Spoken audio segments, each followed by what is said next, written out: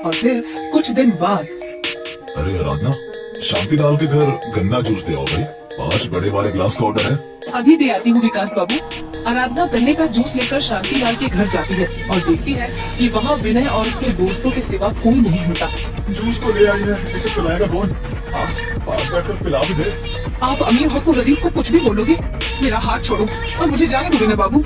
अगर मैं हाथ छोड़ू तो क्या करोगी? मैं चिल्लाऊंगी और तुम्हारी बदतमीजी के बारे में सबको बता दूंगी। अगर मैं तुमको मुंह मांगे पैसे दूं तो? ये सुनकर आराधना को विनय पर क्रोध आ जाता है। मैं एक इज्जतदार गरीब लड़की हूँ विनय बाबू, मैं कोई बाजारू लड़की नहीं जो तुम्हारे पैसे पर मर जाऊँ। अब बहुत हुआ, आगे एक शब्द भी मत बोलना बस। तू क्या समझती है कि मैं तेरी धमकी से डर जाऊंगा? मेरे पास इतना पैसा है कि तेरे जैसी डीसीओ को खरीद लूं। चल चुप कर जा। ये कहकर विनय ने आराधना का हाथ पकड़कर अपनी तरफ खींचने की कोशिश की, मगर तभी वहाँ शांता आ गई और उसे देखते ही आराधना फूट फूट कर रोने लगी।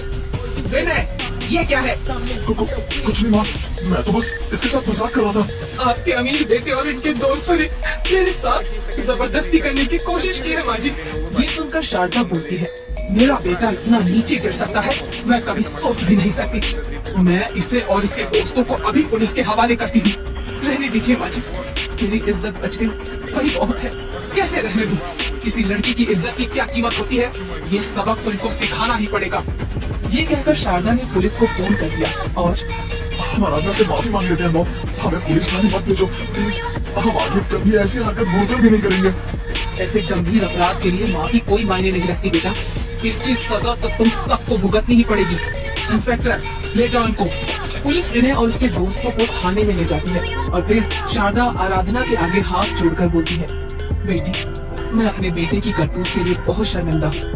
हो सके तो माफ कर देना मुझे। कसूरवार को तो आपने सजा दे दी है माँ जी, फिर आप माफी क्यों मांग रही हैं? क्योंकि मैंने उसे दौलत तो बहुत दी मगर संस्कार न दे सकी, जो दौलत से भी ज्यादा जरूरी है। ये कहकर शारदा रोने लगती है। अब क्या हुआ माँ जी? क्या बेटे से दूर होने का दुख सताने लगा है आपको? दूर होने का नहीं, बल्कि उसके भविष्य की चिंता सताने लगी है बेटी। मैं तो उसके लिए तुम्हारा हाथ मांगने वाली थी, मगर निकम्मे ने सब चौपट कर दिया। ये सुनकर आराधना चौंक जाती है।